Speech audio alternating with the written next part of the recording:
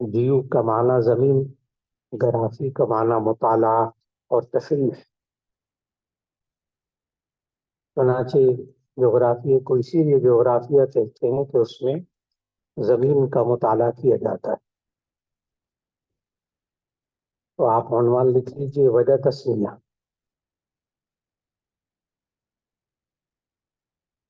جغرافیہ کہنے کی وجہ، جغرافیہ کا وجہ تسمیہ یعنی جغرافیہ کہنے کی وجہ کہ دراصل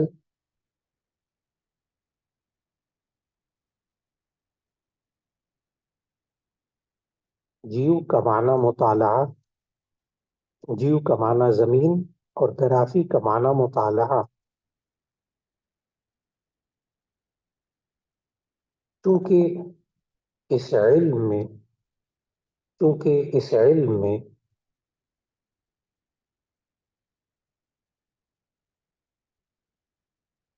زمین اور اس کے ماحول کا مطالعہ کیا جاتا ہے،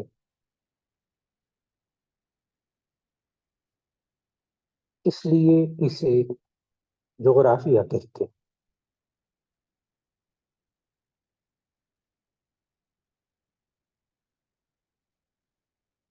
آپ حضرات نے ماحول کو بھی سمجھا سورۃ البقرہ کی آیت نمبر 17 کے حوالے سے، فَلَمَّا أَضَاءَتْ مَا حَوْلَهُ ذَهَبَ اللَّهُ بِنُورِهِمْ۔ ماحول، ہم اردو میں آپ کہتے ہیں ماحول خراب ہے، ماحول اچھا ہے۔ ماں جو چیز، حول جو ارد گرد ہو، ماحول جو چیز ارد گرد ہو، زمین اور اس کا ماحول۔ اب آپ کے ذہن میں پوری بات ایک دم آ گئی۔ زمین اور اس کا ارد گرد، اس میں وہ پہاڑ، دریا، سمندر، صحرا، جنگل، غار، ملک، شہر، علاقے، محلات، مکانات، خاص جگہیں، سب اس میں ماحول کے اندر شامل ہو گئے۔ اب آگے عنوان لکھیے گا۔ آپ نے دیکھا کہ جو آپ کا نقشہ ہے جس میں آپ کے اسباق کا اعلان کیا گیا دور تفسیر کی، تو اس میں اس سبق کا عنوان رکھا گیا الجغرافیۃ القرآنیہ، الجغرافیۃ القرآنیہ۔ اب آپ عنوان لکھیے الجغرافیۃ القرآنیہ کا مطالعہ، الجغرافیۃ القرآنیہ کا مفہوم یوں لکھ لیجیے۔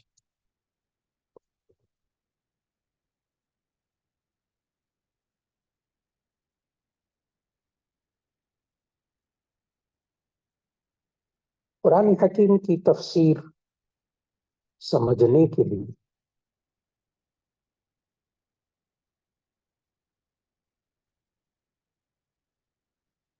جن علوم کو سمجھنا ضروری ہے، جن علوم کو سمجھنا ضروری ہے، اس میں سے ایک جغرافیہ قرآنی کا علم ہے، اس میں سے ایک جغرافیہ قرآنی کا علم ہے۔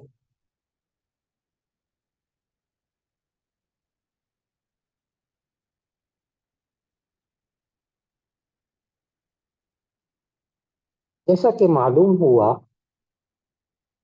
جیو کا معنی زمین اور گرافی کا معنی مطالعہ،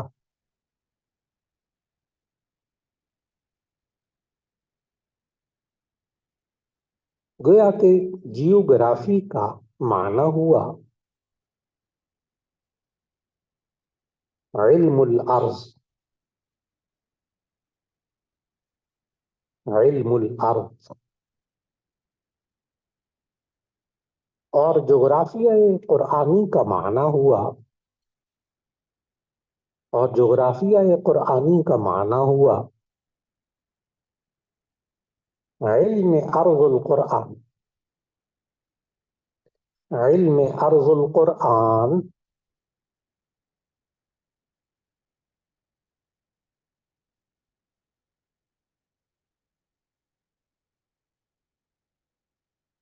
جس سے قرآن مجید میں موجود جس سے قرآن مجید میں موجود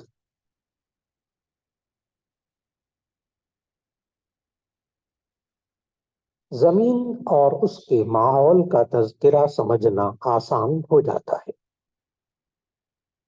زمین اور اس کے ماحول کو سمجھنا آسان ہو جاتا ہے۔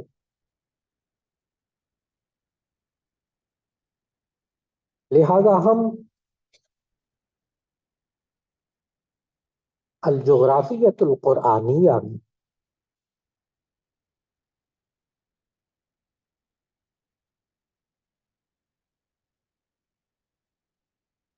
قرآن مجید میں جن انبیاء کا ذکر ہوا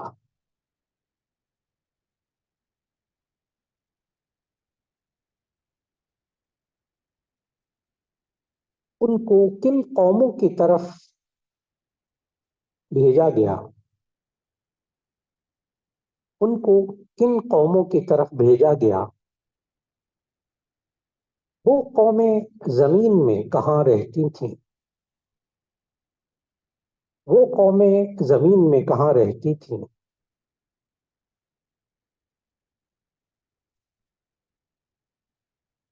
ہم نے اس کا مطالعہ کرنا ہے۔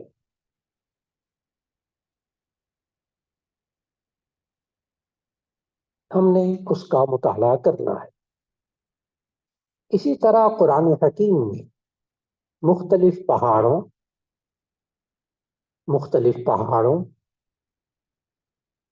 غاروں،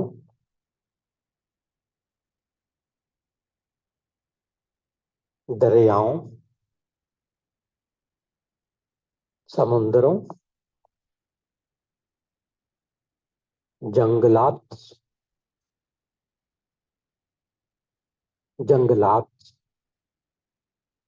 صحرا،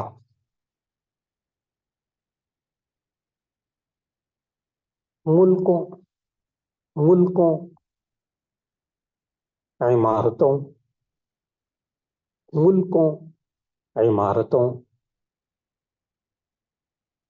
کا ذکر ہے۔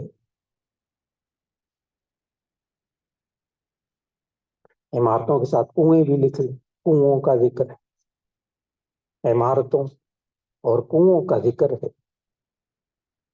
ہم نے ان چیزوں کا جغرافیہ معلوم کرنا ہے۔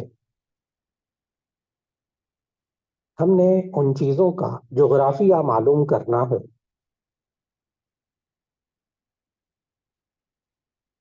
کہ وہ زمین میں کس ملک، کس مقام پر واقع ہے،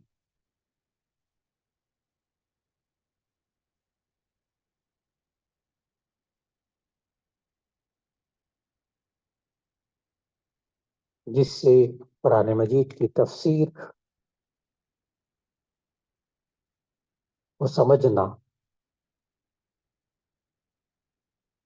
بہت آسان ہو جاتا ہے، بہت آسان ہو جاتا ہے۔ اب آگے عنوان لکھیے، جغرافیہ قرآن حکیم کی ضرورت اور اہمیت۔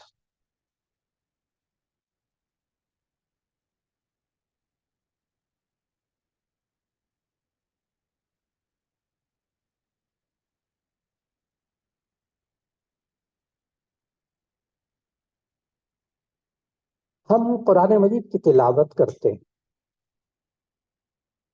اس کا ترجمہ اور تفسیر پڑھتے ہیں،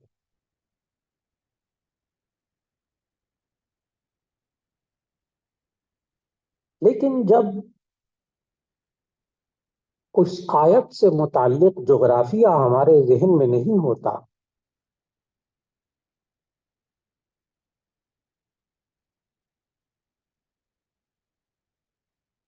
تو ہم اس آیت کو مکمل نہیں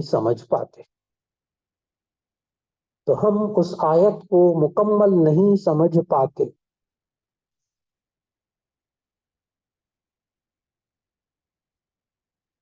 جیسے اللہ تعالیٰ نے قرآن مجید میں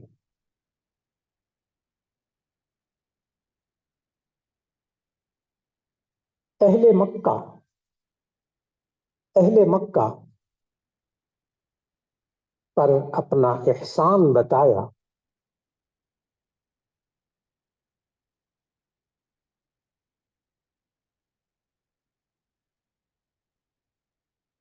اور ارشاد فرمایا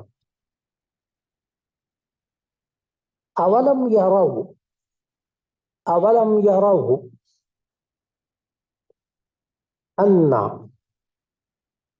جعلنا اولم یروا انا جعلنا حرما آمنا اولم یروا انا جعلنا حرما آمنا ويتخطف الناس من حولهم ويتخطف الناس من حولهم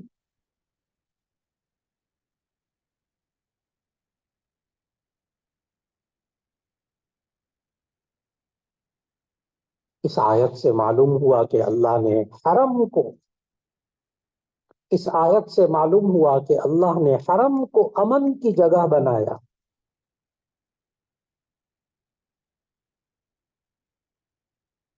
یہ حرم کی حدود کہاں سے کہاں تک ہے؟ یہ حرم کی حدود کہاں سے کہاں تک ہے؟ یہ الجغرافیت القرآنیہ سے سمجھ میں آتا ہے. یہ القرآن الجغرافیت القرآنیہ سے سمجھ میں آتا ہے.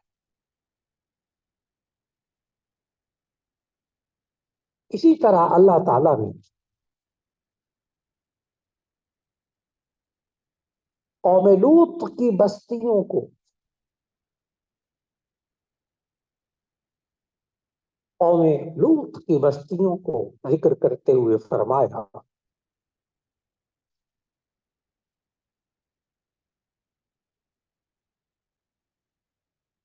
انکم انکم لتمرون علیہم انکم لتمرون علیہم مصبحین وباللیل.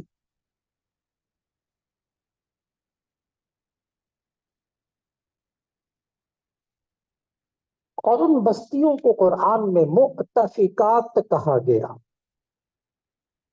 اور ان بستیوں کو قرآن میں مؤتفقات کہا گیا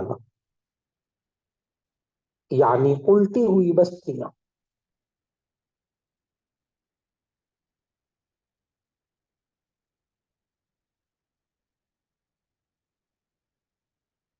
یہ کس ملک میں ہے؟ یہ کس ملک میں ہے؟ یہ الٹی ہوئی بستیاں کس ملک میں ہیں؟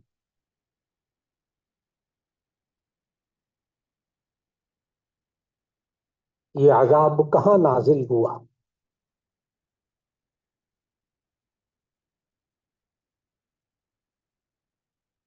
کیا آج کیا آج بھی انسان وہاں جا کر مطالعہ کر سکتا ہے؟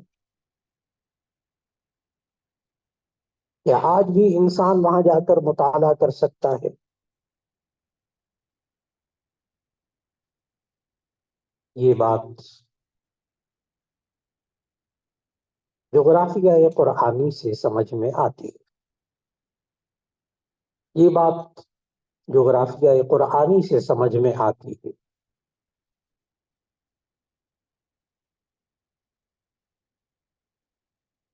اسی طرح سورۃ القریش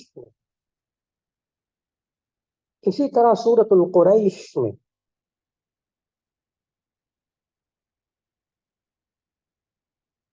قریش کے اسفار کا ذکر ہوا.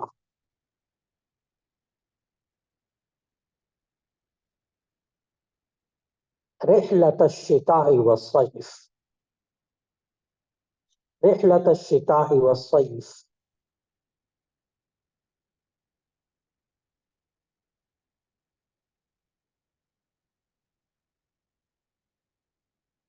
موسم سرما کے سفر اور موسم گرما کے سفر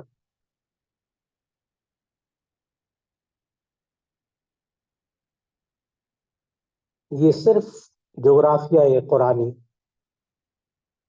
اور نقشوں سے سمجھا جا سکتا ہے. یہ صرف جغرافیہ قرآنی اور نقشوں سے سمجھا جا سکتا ہے.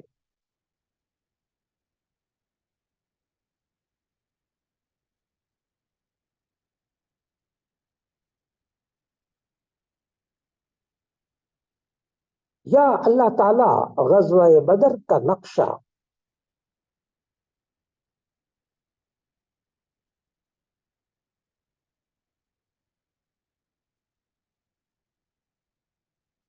جب قرآن حکیم میں ذکر فرماتے ہیں، یا اللہ تعالیٰ جب بدر کا نقشہ قرآن حکیم میں ذکر فرماتے ہیں، اذ انتم بالعدوۃ الدنیا، اذ انتم بالعدوۃ الدنیا وهم بالعدوۃ القصوى،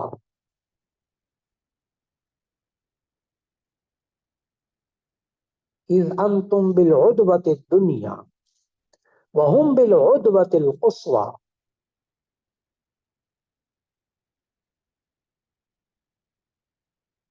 اس آیت میں عدوۃ الدنیا اور عدوۃ القصوى صرف جغرافیہ قرآنی سے سمجھا جا سکتا ہے. صرف جغرافیہ قرآنی سے سمجھا جا سکتا ہے.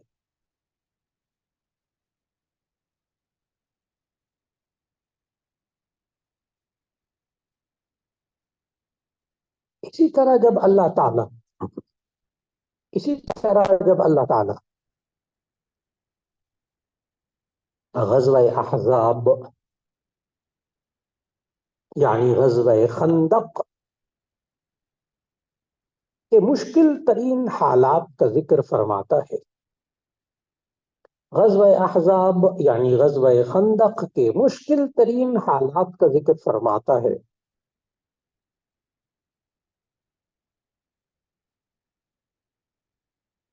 تو یوں فرمایا اذ جاؤکم من فوقکم، اذ جاؤکم من فوقکم ومن اسفل منکم، اذ جاؤکم من فوقکم ومن اسفل منکم. جب وہ تمہارے اوپر سے آئے، جب وہ تمہارے اوپر سے آئے اور تمہارے نیچے سے آئے.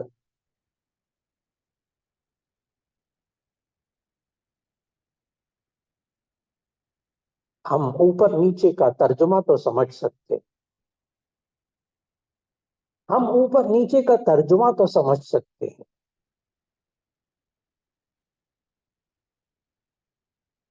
لیکن اس کا مفہوم جغرافیہ ہی سے سمجھ میں آتا ہے. اس کا حقیقی مفہوم جغرافیہ ہی سے سمجھ میں آتا ہے.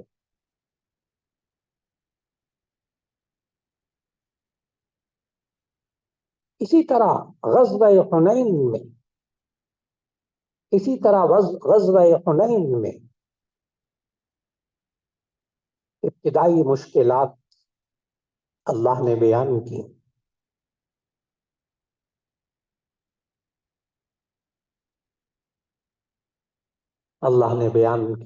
وَضَاقَتْ عَلَيْكُمُ الْأَرْضُ بِمَا رَحُبَتْ، وَضَاقَتْ عَلَيْكُمُ الْأَرْضُ بِمَا رَحُبَتْ.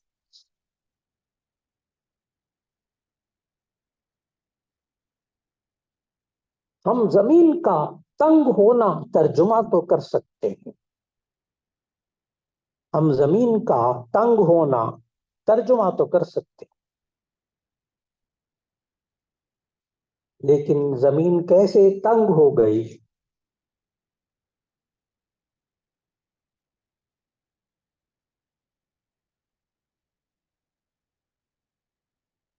یہ جغرافیہ قرآنی ہی سے سمجھ میں آ سکتا ہے،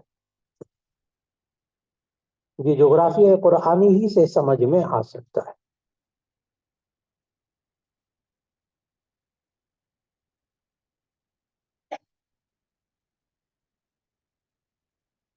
یا فارس اور روم کے، یا فارس اور روم کے غلبے کا تذکرہ ہوتا ہے،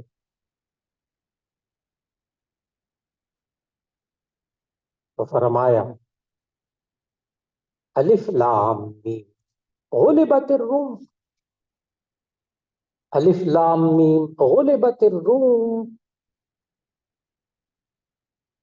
فی ادنى الارض، الف لام میم غلبت الروم فی ادنى الارض۔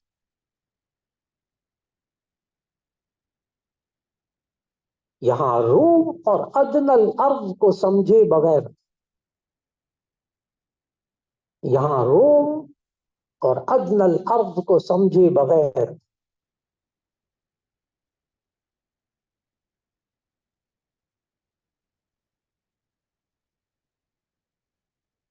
اس آیت کو سمجھنا نامکمل رہتا ہے، نامکمل رہتا ہے۔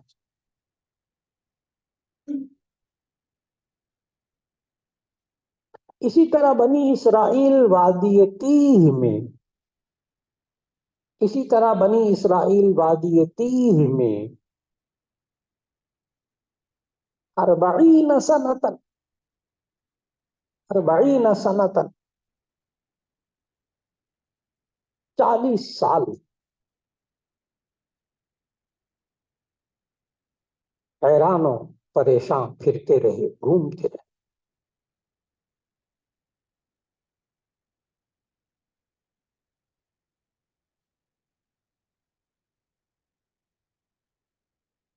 آخر وہ کیسا صحرا تھا، آخر وہ کیسا صحرا تھا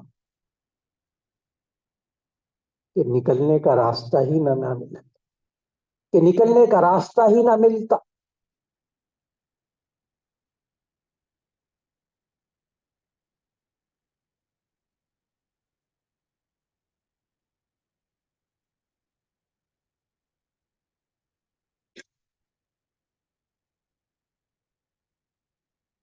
یہ دیکھیے، یہ چند مثالیں تھیں، یہ چند مثالیں تھیں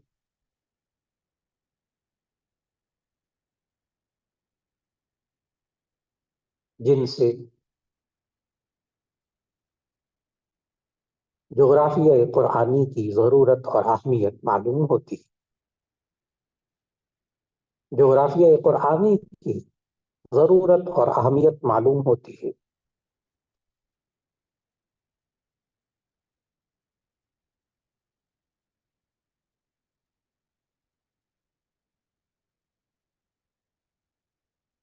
اور میں بے شمار جگہ جگہ جب میں آپ کو لکھواؤں گا ہر چیز کا جغرافیہ، یعنی کوشش ہوگی انشاءاللہ پورے قرآن، ہمارے اس سبق کے اندر اللہ توفیق عطا فرمائے، صحت و عافیت سے اللہ آنے کی توفیق دے، تو قرآن حکیم کا کوئی مقام، کسی نبی کی سرزمین، کوئی زمین سے متعلق کوئی بات ہو نا جو قرآن میں آئی ہو اور آپ کو اس کا جغرافیہ معلوم نہ ہو، ایسا نہ ہو سکے۔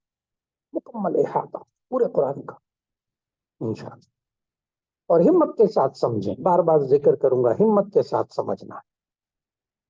کہیں مشکل محسوس ہو، کہیں بات سمجھ میں نہ آئے تو چٹ بنا لیجئے، مجھے بھیج دیجیے، یہ بات سمجھ میں نہیں آئی۔ آپ نے سمجھنا ہے، ایک بات سمجھنی، ابھی تک ماشاءاللہ آپ سمجھ رہے ہیں، میں دیکھ رہا ہوں ایک ایک بات سمجھ رہے ہیں، ایک ایک لفظ سمجھ رہے ہیں، کیونکہ آپ نے پڑھانے کی نیت سے پڑھا ہے، یہ آپ کو امانت سپرد کر رہا ہوں، اسے آگے لے کر چلیے، اسے آگے لے کر چلیے، آپ عالم ہیں،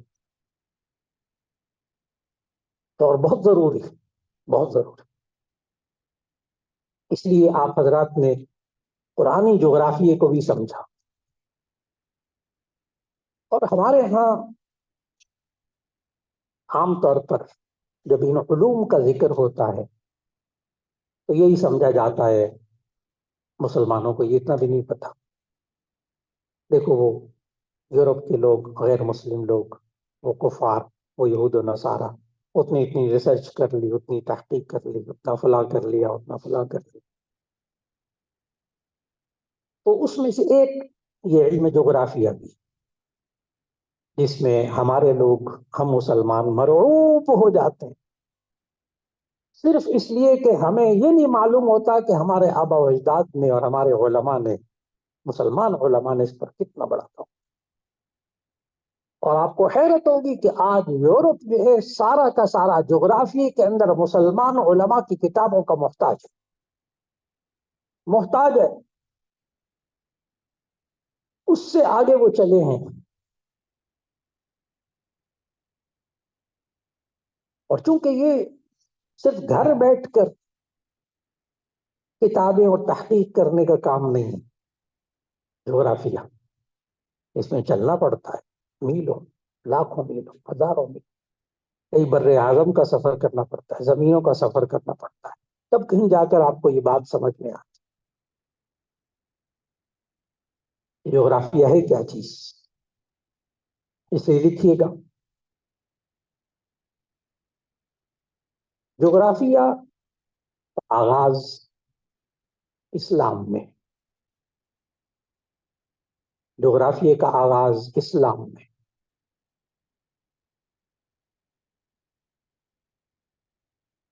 اور مسلمانوں کے دور حکومت میں جغرافیے کا آغاز کیسے ہوا؟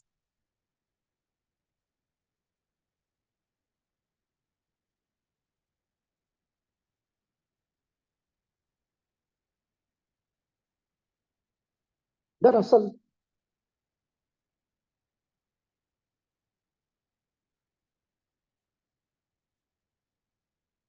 دور جاہلیت کے بعد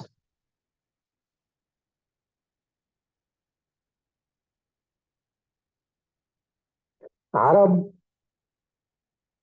دور جاہلیت کے بعد اہل عرب نے رومیوں اور یونانیوں کے نظریات کو پڑھنے کی کوشش کی.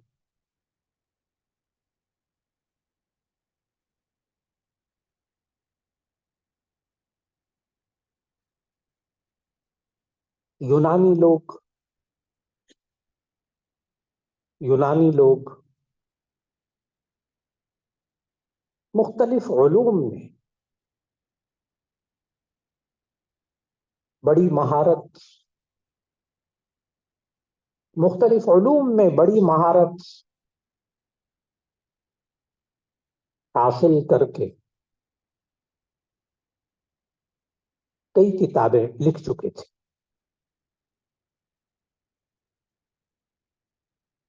جو عموماً جو عموماً یونانی زبانوں میں ہوتی تھی.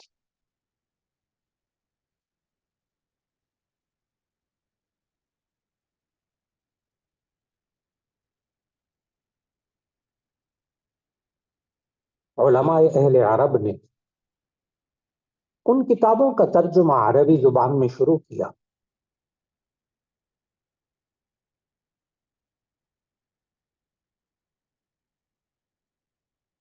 اس لیے کہ عرب لوگ سیر و سیاحت کے شوقین ہونے کے ساتھ ساتھ، اس لیے کہ عرب لوگ سیر و سیاحت کے شوقین ہونے کے ساتھ ساتھ بہت بڑے تاجر بھی تھے.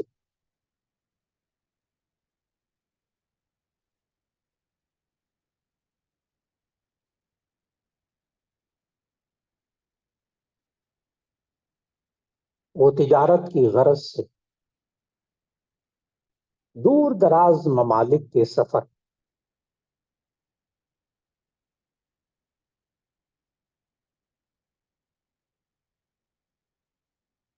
خشک راستوں خشک راستوں اور سمندری راستوں سے کرتے تھے،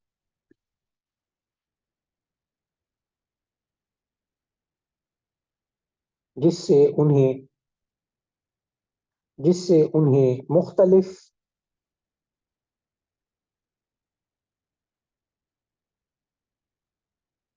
مقامات کے بارے میں معلومات حاصل ہوتی رہتی تھی.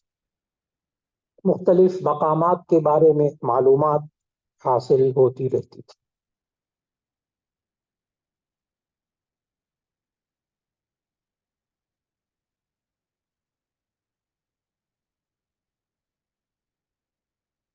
اہل عرب نے، یونانیوں اور رومی جغرافیہ دانوں کے نظریات کا مطالعہ کیا۔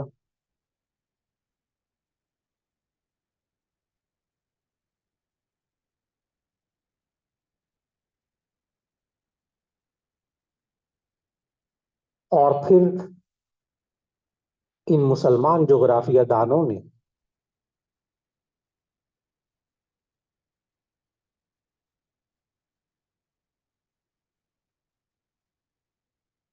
مزید معلومات میں اضافہ کیا۔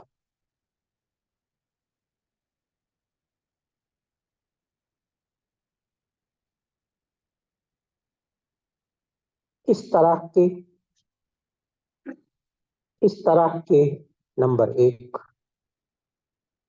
انہوں نے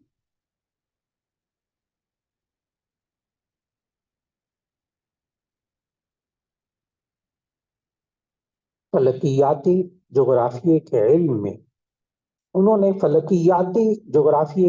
میں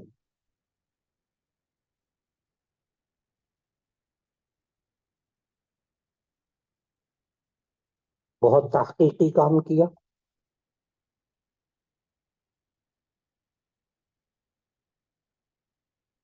جس سے ارضی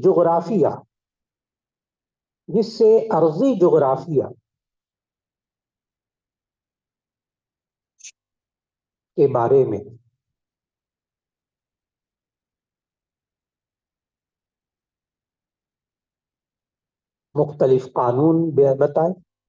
مختلف قانون بنائے۔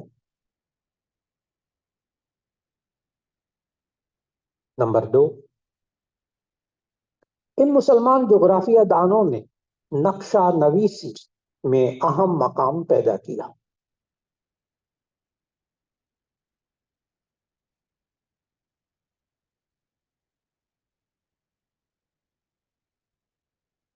یاد رہے کہ زمینی جغرافیے کو، خصوصاً جغرافیہ قرآنی کو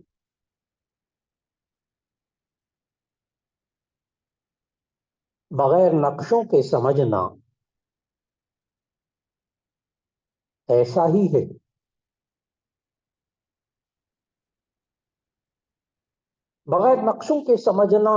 ہی ہے جیسے خیالی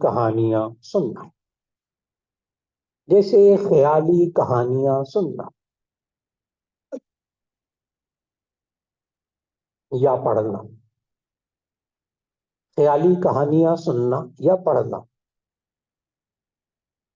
نمبر تین، ان مسلمان جغرافیہ دانوں نے زمین پر عرض البلد اور طول البلد کی پیمائش کی۔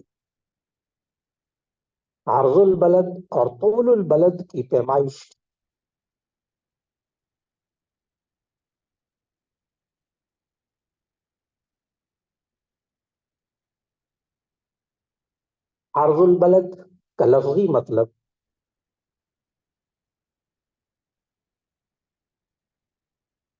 اس شہر یا مقام کی چوڑائی،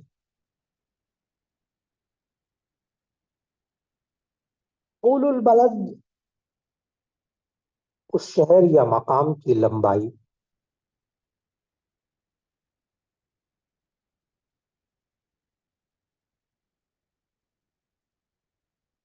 چنانچہ ہم زمین کے گلوب گول شکل کا، جو ہم بھی انشاءاللہ یہاں اس کا مطالعہ کیا کریں گے انشاءاللہ، زمین کے گلوب پر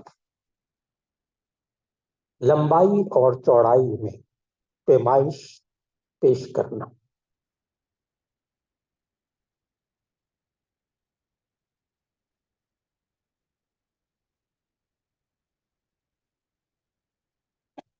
آج آپ حضرات کا ذہن تھوڑا تھوڑا کھلنے شروع ہو گیا، تھوڑا تھوڑا کھلنا شروع ہو گیا کہ آخر ہم کیوں قرآن حکیم کا جغرافیہ اس کا کیوں مطالعہ کریں، کیوں پڑھیں. آپ نے اس چیز کو بہت اچھی طرح سمجھنا ہے.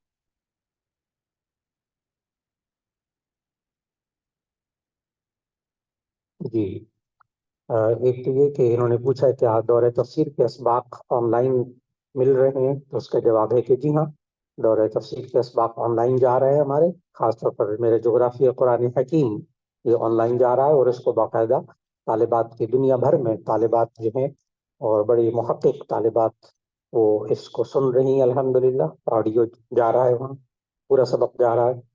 اور ایک انہوں نے پوچھا ہے کہ قرآن پاک کی صرفی اور نحوی تحلیل والے 30 پارے جو مصنف، ان کا نام قاری حبیب الرحمان قریشی. قاری حبیب الرحمان قریشی، پتہ ہے باسق کاپی کارنر، اردو بازار لاہور، نظم مکتبہ سید احمد شہید. نام اس کا ہے تسہیل القرآن. اس میں ہر پورے قرآن مجید میں ہر آیت کی تحلیل نحوی، تحلیل صرفی، الفاظ کا مادہ، صیغوں کا مادہ، مکمل صیغوں کا تذکرہ موجود مولانا، اور لفظی ترجمہ بھی موجود، با محاورہ بھی موجود. کمال کرتی، پاروں کی شکل میں مل جاتا ہے.